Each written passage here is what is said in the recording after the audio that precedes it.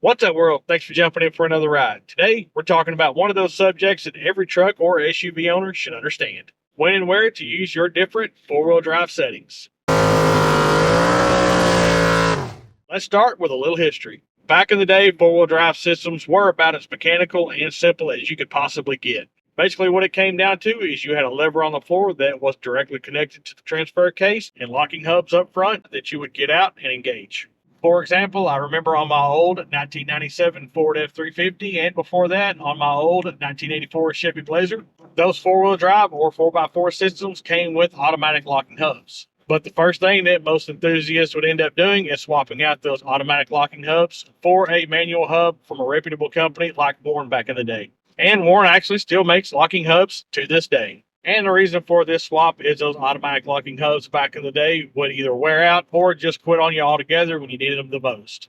With manual locking hubs, you could basically step out, lock in the front hubs, and you knew that the front tires were pulling absolutely when it mattered. With those old setups, they were definitely tough, but at the same time, you felt everything. Most trucks and SUVs are like our 2016 Ford F-150, where you have a simple dial on the dash that engages your four-wheel drive. It's electronic, it's quick, and it's quiet. But whether it's a floor shift from the 1960s or 1970s, or if it's a dial mode system from a 2025 Chevy Silverado, the principles are all still the same. It's all about traction.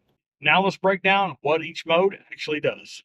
So two-wheel drive, or 2H, what it may be labeled on your dash or your floor shift, this is your everyday driving setting. So for dry pavement, highway driving, or light loads, two-wheel drive is going to be your primary setting. Power goes to the rear wheels only, saves fuel, saves wear, and keeps fuel economy in check, just like any other rear-wheel drive vehicle.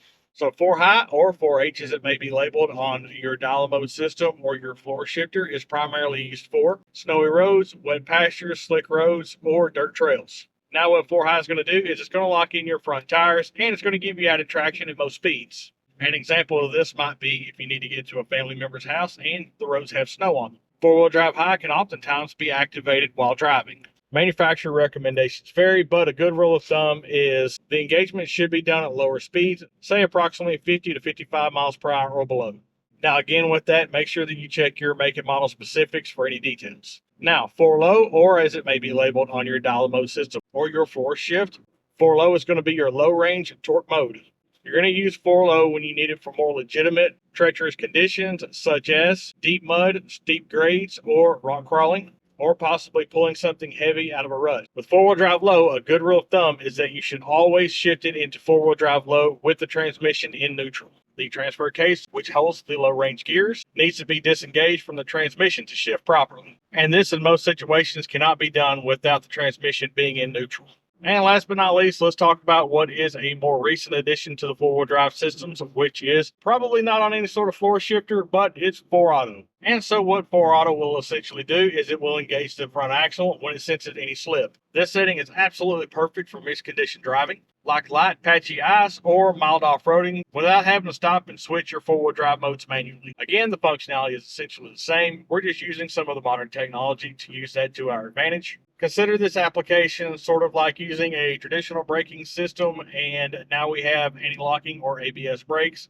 Kind of the same principle with auto four-wheel drive. Now with this, I want to go ahead and say right up front that there is some potential with this to get you and your rig into some trouble. So if you're spinning and one of your tires suddenly catches really solid traction in say 4 high or 4 low, that shock on the drivetrain can cause some major damage. Drive shafts, U-joints, and even axles can take solid hits in those situations. So the rule is stay smooth and keep steady throttle. Whatever you do, don't skinny pedal to the floor and pray for traction. It's not going to end well. It's really wild how far we've come from basically locking in hubs in the mud and the snow to basically just twisting a dial in the comfort of the cab of your truck or SUV.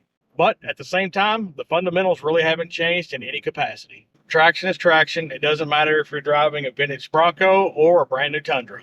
Understanding the when and why to use these modes keeps you safe and it keeps your rig in good condition. And that is all the basics that you need to know about the four-wheel drive modes. So remember, smooth throttle, don't floor it, use momentum to your advantage, and you'll have an absolute ton of fun, good utility, and you'll keep your rig in good condition utilizing those four-wheel drive modes. So listen, we really do hope you got some good information out of this video, or we hope you just enjoyed hanging out with Colin and I on this road trip. If you have, you know the deal. Go ahead and hit that thumbs up button, hit that subscribe button. And as always, jump in for another ride.